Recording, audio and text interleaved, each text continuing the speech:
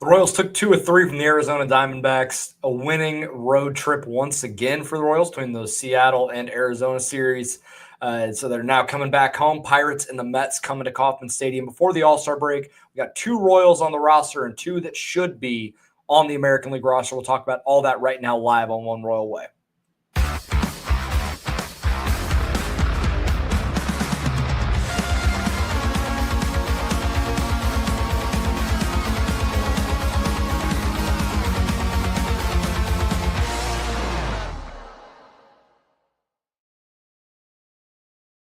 We're back at it here on Kansas City Sports Network. I'm Joel Penfield. Thank y'all so much for tuning in. We are live on a Sunday night, as we always are, on our YouTube channel. So be sure to come through and hang out if you have not ever. Be sure to hit the subscribe button if you have not already. Hit those notification bells so you know when our episodes go live. And do that on the audio side as well. Leave a review, leave a rate, all those good things. Helps grow this channel, helps more people see this show. So we appreciate the support. We already got a couple people hopping in the chat. So be sure to come through and hang out and, be a part of the conversation. It helps make this show better because it's just me talking. So you guys help drive some of these conversations in the live shows, and I really do appreciate that. Before we get into a recap of that Diamondback series, this show, as always, brought to you by Emprise Bank, member FDIC, our partners in Possible here at Kansas City Sports Network and on One Royal Way. We can't thank them enough for the support that they give everything we do here. Royals take 2 of 3 down in Arizona, coming off a series where they split with the Seattle Mariners. We talked about that on 4th of July. Go check out that episode. Talk about some stuff in that one as well. And the offense was hot, especially on Friday. Hot and cold, I guess, depending on how you view Saturday's game. But I mean, the big story from this game was obviously Vinny Pasquantino. He goes 3 for 5, 6 RBIs, 2 homers. A huge game from him. Chris Bubich pitched really well. Gets through into the 7th, 3 earned runs, 2 in the first. Really settled in after that. 6 strikeouts. Give up the homer to Gino Suarez, but Gino's been hitting the ball like crazy all season long. And a Diamondbacks offense, they got, I think, Corbin Carroll back on Saturday. Ketel Marte is one of the best players in the league. Geraldo Perdomo has been great for them as well. Obviously, Gino's been one of the best power hitters in the league this year, and they were able to hold him down. Then Daniel Lynch and Sam Long give you a couple innings at the end in a blowout, and that was it. And credit to this team for jumping on Eduardo Rodriguez, who has not pitched well this year. The FIP is way lower than the ERA, so I thought, maybe there's some coming back to earth here. And I mean, the Diamondbacks just let him wear this one. 4 1/3. His line was 4 1/3, 9 runs given up, 8 of those earned. He still had 7 strikeouts, but 3 home runs given up. They hit him all over the place. They hit him hard. They hit him hard early. And India gets a hit, Bobby gets a hit, and then it's off to the races. 3-run shot, and you're up early. Mark Canha gets in on this game as well. He hits his first home run as a Royal, comes on July 6th. That's kind of wild given he's been, a power hitter for most of his career. I know it's kind of been diminished, in the past, over the past couple of years, but still a really good performance. Everyone that, besides Salvi, that showed up in the starting lineup gets a knock in this one. Cags gets 2 hits, single in the first, I believe it was in the first inning, and then a Q shot double in the 9th. Build a little confidence after he had the off day in Seattle on Thursday. Saturday's game was basically the exact opposite of what was there on Saturday. Ryan Nelson just shoved it. I mean, as blatant of I have a really good fastball. Your team struggles to hit fastballs, and I'm just going to throw them until you stop it. And no one could. You lose that game 7-1. It was over pretty early on. You just felt that Walker really didn't have his good stuff, and that ultimately, was the big difference in here. And I want to go. I'm looking at the stats here for Ryan Nelson on the fastball because he took a perfect game. I think it was into the 5th or 6th, and it looked like he was going to do it. So he threw 86 pitches. He threw 60 four-seam fastballs. And of those 60 fastballs, surprisingly, only 3 whiffs. That's pretty shocking to me. The called strike whiff percentage, there were 16 called strikes in the zone on those fastballs, and they really didn't do any damage on it. So I look at it and I'm like, that is the type of guy that has given this team trouble. A fastball that runs into the mid upper 90s. It's a firm, good shape type pitch, and they just can't square it up. It's been a problem all year. It's been a huge issue as we continue to get into the season, and certain individual players struggle with it, but as a team, they do as well. And I mean, credit to Ryan Nelson for just sticking to the game plan and going for it. But there wasn't much to speak of from a Royals perspective in this game. Walk 4, really didn't pitch that great. He had like a weird, like, I don't know, his brain shut off for a second. I don't know, and he just stopped and just kind of flubbed the ball out there, maybe indicative of just the day as a whole for this team. But it's something that we've seen a lot this year where the offense kind of breaks out and they put up a crooked number. They get it up early. They score 8-9 runs. And it's like, hey, all right, this is where we're at. Maybe this is where the offense turns a corner. And we've had that conversation a few times on this show. And then the next day they throw out a dud like this, where there's just nothing to speak of offensively. And they're just overwhelmed completely by a guy with a big-time fastball. It's happened throughout this year. I meant to go and poll how many times the Royals have scored like 6+ runs and then the next day scored 2 or less. I haven't looked at that. I'm going to go and look that up, and I'm sure that it's going to be something to discuss as we go through, in this series.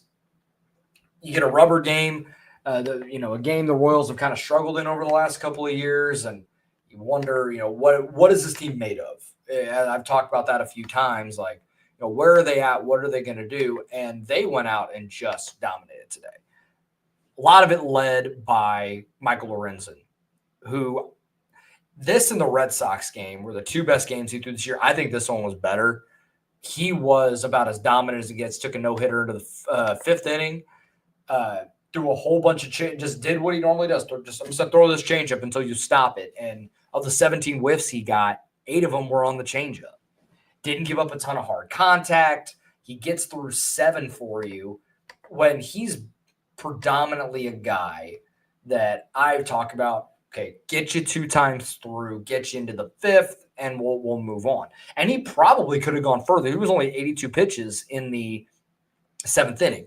But Lucas Ursa, Carlos Estevez didn't get a ton of run in the series prior. They've been off for a couple of days. So it's like, all right, hey, let's get them an inning. Ursa gets a couple of strikeouts through well. Estevez gets, not a save, but he gets another inning. His ERA down to 2.13.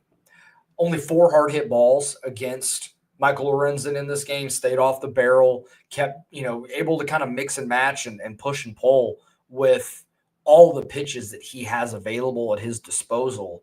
The changeup, the sinker, the sweeper, the cutter. Like, he's able to mix and match a lot, kind of in a Lugo light kind of way.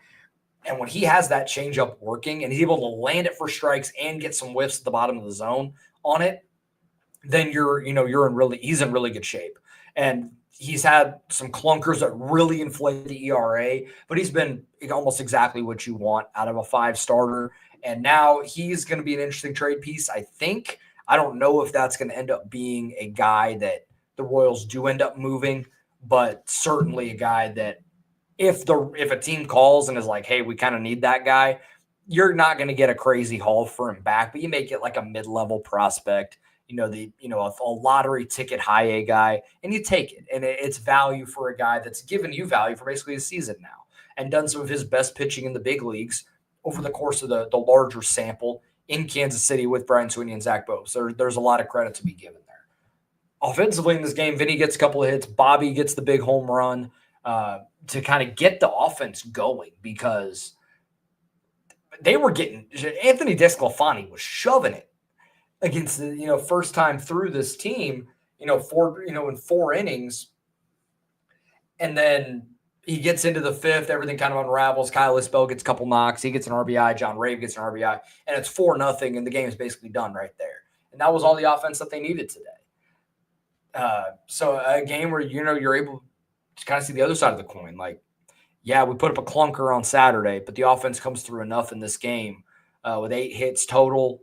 Your table setters, and Salvi and Vinny and Bobby really get going. Salvi hit a big time homer. He got hit by a pitch in the first inning in the game. First pitch, it was odd, and I saw people trying to call it back to the incident last year in Arizona or in Kansas City. Bobby's going for the cycle, and he gets hit on the hand, and then Schreiber hits the next guy, and that was a whole thing. Salvi was pretty vocal in that whole situation that was some BS, and he gets hit, and then he was chirping, rounding second, talking to Ketel Marte.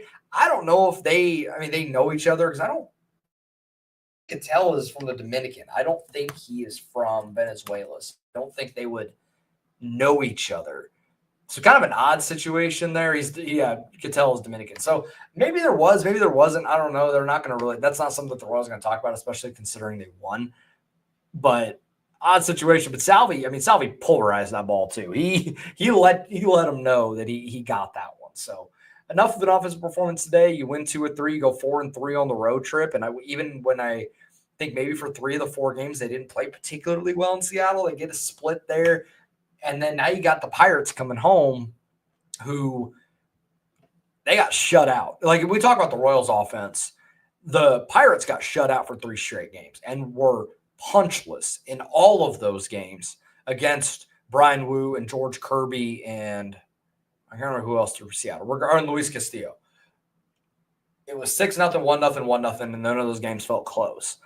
And the Royals also were going to miss Paul Skeens. So you had a good opportunity to win some games. We'll preview those probables as we come up. And then you got the Mets, who are kind of spiraling as way. They had a players only meeting around the same time the Royals did. So, and even though the record looks really good, they have not played well lately. So the Royals are going to have an opportunity here. We'll talk about the All-Star Game that's coming up here in about a week and a half now. Royals have 2 guys on the roster. 2 guys got snubbed. We'll do that right after this break. Looking for tickets for your next event? Tickets for Less is your #1 source. Save big on every purchase when you use promo code KCSN at ticketsforless.com. I'm BJ Kissel, founder and CEO of KC Sports Network. Emprise Bank has been with us from the beginning. They were our first network partner, and they believed in the vision of what we were building from the start. I can't speak to any other banks or companies and how they operate, but I can tell you from personal experience and based on the growth of the network you're listening to right now, that if you have banking needs, call our friends at Emprise Bank. We've worked with so many great people there over the years, from Vicky and Aggie to Andrea, Lori, Jackie, Deb, and Aaron, and not to mention so many others that not just supported KC Sports Network, but supported our KCSN Foundation as well. But the best thing that I know is that if I have a question or a problem, no matter how dumb the question is, I know who I'm going to call and who I'm going to talk to. And I know that I'm getting an answer from someone that I can trust. And I know that person is there to help us. That's why Emprise Bank has always been and continues to be our partner in Possible. And they can be yours too. You just have to reach out. If you have a banking need, whether it's business or personal, hit me up. I will connect you directly with the same people that have helped us build KCSN. And that's our friends at Emprise Bank. Folks, there's nothing that beats relaxing on a hot summer day and watching some baseball. And there's no simpler way to get in on the action than by downloading the Pick 6 app from DraftKings. It's crazy simple. Just pick more or less on the stats for 2 or more of your favorite players, and boom, you're in the mix for big cash prizes. And the best part, Pick 6 is available right here in Missouri. Don't miss out on the fun. Don't settle for a smaller payout. Switch to Pick 6, and right now, new customers can get $25 in bonus picks with their first deposit of $5. Here's what you got to do. Download the DraftKings Pick 6 app now and use code KCSN. That's code KCSN for new customers to get $25 in bonus picks with their first deposit of $5. Better payouts, bigger wins, only with Pick 6 from DraftKings. The crown is yours. Gambling problem? Call 1-800-GAMBLER. Must be 18 plus. Age and eligibility restrictions vary by jurisdiction. Void where prohibited. New customers only. Minimum $5 deposit. Bonus picks expire 168 hours after issuance. For additional terms and responsible gaming resources, see pick6.draftkings.com/promos. Be sure to hit that like and subscribe button if you're hanging out here on YouTube. I appreciate it. And if you're watching Saturday, still do the same thing. We appreciate everyone on the audio side as well. Thank y'all very much. So, All-Star Game coming up here next Tuesday in Atlanta. The Royals are going to have two guys that are reserves. Bobby Witt Jr. obviously is one of them. Was beat out by Jacob Wilson to start the All-Star Game at shortstop, but even in a down year relative to what we thought Bobby Witt Jr. was going to be, still at an elite all-star level and, well deserved still. It has been playing really well as of late. So he's, coming on, and hopefully he can keep this red hot stretch into the second half. And then Kris Bubic. We talked about it, I don't know, about a month or two ago, probably, I think in May. I was like, this guy's going to be an all-star for us. And he has continued to pitch well. He pitched great on Friday. And for a guy that about this time last season, he was making his debut out of the bullpen after Tommy John surgery, missing pretty much all of 2023 and the beginning of 24, to now it being one of the best starters in all of the American League. And this is as well-deserved as it gets. So this is incredibly awesome and a great story. Not everybody bounces back from Tommy John surgery like Kris Bubic has. So a massive, massive credit to what he has done this season. Now I'll talk about the two guys that I thought would have made the roster as reserves as well. We'll start with Maikel Garcia. So the other reserves for the American League, you got Jonathan Aranda from the Rays, Byron Buxton, Alejandro Kirk, Stephen Kwan, Brandon Lau, Jeremy Pena, Julio Rodriguez with a sub 700 OPS. That was weird. Brent Rooker, for Royals legend Brent Rooker. The two other guys that are at third base are Jazz Chisholm and Alex Bregman. Now, some of this is fan vote. I think some of this is player vote when it comes to the reserves. I don't think it's all fan vote for the reserves, if I recall. I think the starters are solely fan, which is fine. But it's also what the fans want to see. Whatever. That's fine. Alex Bregman hasn't played since May 23rd. That's almost a month and a half, and he's not even back yet. It doesn't make any sense that Alex Bregman could get an all-star nod over Maikel Garcia. Even Jazz, the weighted runs per plus is better because he plays in freaking Yankee Stadium and can just duck hook homers all the time. I don't even think is he even a qualified at third? I don't even think they have him there. But Maikel has the best batting average among all the qualified third basemen. He's tied for second in weighted runs created plus. The WAR is, I think he's third or fourth, tied for fourth, because his defense hasn't been as good this year. That doesn't help. But the on base is second to Jose Ramirez. The slug is fourth behind Paredes, Jose Ramirez, and Junior Caminero. And Caminero definitely deserved it over Alex Bregman if you want to talk about other third basemen that were just as deserving. I rarely get frustrated about all-star snubs. This is one where I was like, Maikel has been one of the best third basemen in baseball, but because the team hasn't been good enough, people aren't going to talk about it. And I get it. The team's 42 and 48, 43 and 48. No one wants 4 all-stars from one team or 3. But if the guys are deserving, the guys are deserving. It doesn't matter what the team did. The All-Star Game is to recognize individual success. Maikel Garcia, where would this Royals team be if Maikel Garcia was what he was last season? I mean, he's been one of the most consistent guys we have on this roster, and he deserves to be recognized. Now, Bregman's still got, I think it's a calf. I think that's what he's been out with for a while. So he's probably not back yet. Jazz, I think, is a little banged up right now, if I recall. So there's still there's a chance that Maikel is going to end up on the roster because other guys are going to opt out, or they're banged up, or they're not going to play, and Maikel will get his opportunity. Maybe that's how he ends up on the roster, but it shouldn't be that way. He should be on the big league, on the All-Star team for the American League with no problem. That should be where we're at with Maikel, not sitting here going, he should be. he should be on it right now with no problem. We shouldn't be having to cape for it. That guy's been good enough all season to deserve it. And he's getting beat out over a guy that's like not even a qualified third baseman in Jazz, and a guy that hasn't played in a month and a half who's also not qualified at third base by plate appearances. The other guy that I thought should have is Carlos Estevez, who has obviously been really good this season for the Royals. This is nothing new in that regard. I'm trying to get this updated here.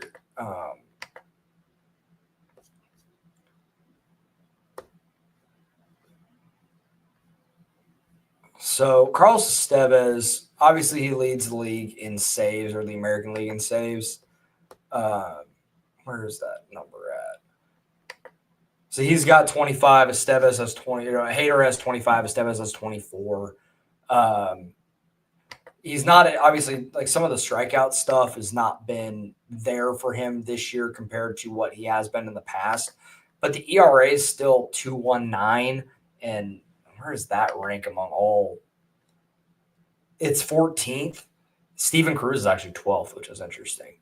But I just look at this, and I look at some of the – let me pull up the I had the other guys pulled up, and I went away from it. Give me just a moment here. Curtis, thank you for having us, saying you like my new studio. I appreciate it. I'm going to get some stuff up on the walls here at some point. Still got a lot of stuff that I got to put up all over the house before this room gets gets too much more love. So the other pictures, you only get 3 relievers. And the relievers that got it were Aroldis Chapman, Josh Hader, and Andres Munoz. Munoz and Hader, obviously, deserve it. Let me pull up Chapman's numbers before I Supermo, the unpacking is just never ending. We're almost done, though. We're almost there. So Chapman this season, it's a 1.29 ERA in 35 innings, and it's 51 strikeouts to 10 walks. Okay, like and it's not like I thought Estevez was like that is egregious, right? But he's been one of the better closers in the sport, even if he's not doing it in like kind of the big punch out sexy way, but just gets the job done. And I thought maybe that would be how it goes. Reward somebody in that Royals bullpen on that pitching staff besides Bubic that has pitched really well. Oh, and I missed this from Jacob the other day or earlier in the chat. Brandon Lau left the game with an injury today, so that could open up another spot. If that's an IL stint, that might open it up. But they also might make Caminero. That might end up being the case. But if Bregman's not going to play, like Caminero and Michael need to take those spots. And Michael can play second. They can move it around, whatever. But that needs to be the way this goes. That has to be where it's at. But the Royals still get 2. They should at least get 3, which would be, just as deserving as anyone else. Heading into the week here, like I said, the Royals play the Pirates, who just come off getting their doors blown off by Mariners pitching up in Seattle. And, man, Paul Skeens – Jeremy Pena is on the injured list as well, and he made the roster as a reserve. So there's another spot. So the spots are going to be there, and there's a good chance that Michael, by the time we talk next on Tuesday or at the middle of the week on Thursday or Wednesday night, like that he's going to be on the roster. But that's not the point here. The point here is that he should be on in the first place, and we shouldn't be having this particular conversation right now. So heading into the week, the Pirates, it's going to be the Royals. It's going to be we got a lefty-lefty matchup here. Noah Cameron versus Andrew Heaney. And Heaney's pitched fairly well this year. 4.16 ERA, but he had some starts at the beginning of the year that were really good. And also, that's a big go Pokes from me. But excited to get Noah Cameron back on the bump there. And Seth Lugo and Mitch Keller. Mitch Keller is 3-10 with an ERA just above 3.5. That tells you anything about where the Pirates are at. Like Paul Skeens went five innings, couple hits, 10 strikeouts, no walks, and they lost 1-0. Like it was his best prime Felix Hernandez impression up in Seattle. And then Wednesday, it's going to be Bailey Falter against Chris Bubich, another lefty-lefty matchup. And I like that this is where Bubich's last start is going to be. It's going to be on Wednesday because that will give him full rest to be able to pitch in the All-Star game on Tuesday, on the following Tuesday. Because if it was Thursday or Friday, it'd be short rest. He wouldn't do it. He would be there, but he wouldn't actually get into the game. There's a good chance that after Tarek Skubal pitches the first inning for the American League, which he absolutely will and should, Chris Bubich is going to get that second or third inning, which is awesome. And the fact that he's actually going to be able to pitch because of the way it fell is great. And Bailey Falter is kind of sneaky. This is the dude that might give the Royals a little bit of trouble because it is not a big-time fastball, but he spins it with some good vert at the top of the zone, and the extension's crazy. He's like 6'4", but the extension's like 7 feet, so you get like that perceived velocity thing where he makes 92, 93 look like 95, 96, kind of like Bubich does in a way with the way he spins his fastball.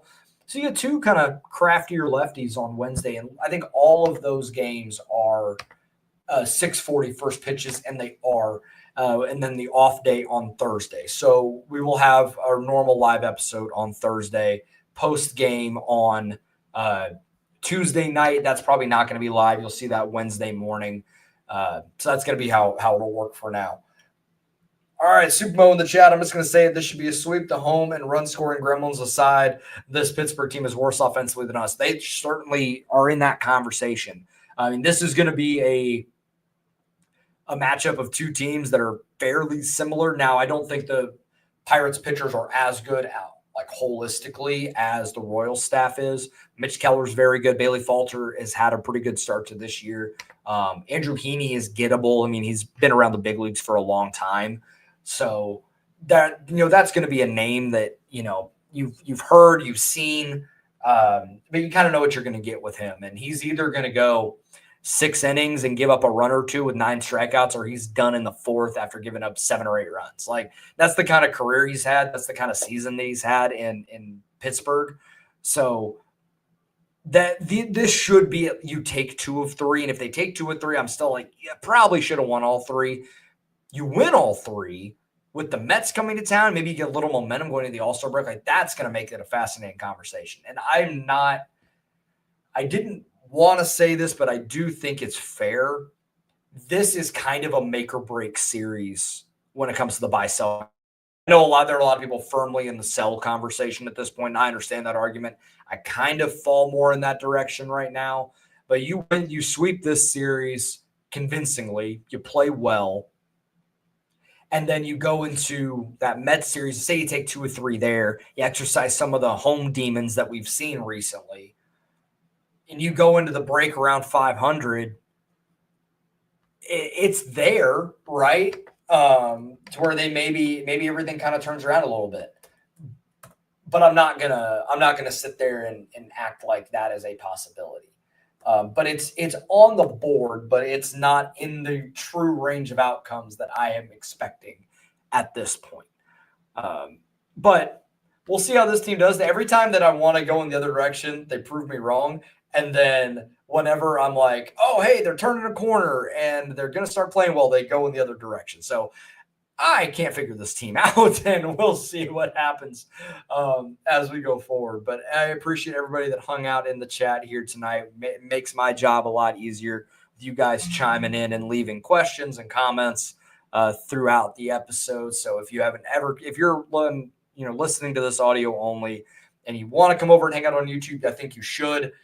Just look it up. I post it on my social media before every episode. If you look up KCSN Royals, it's there. And hit that subscribe and then hang out in the chat with us.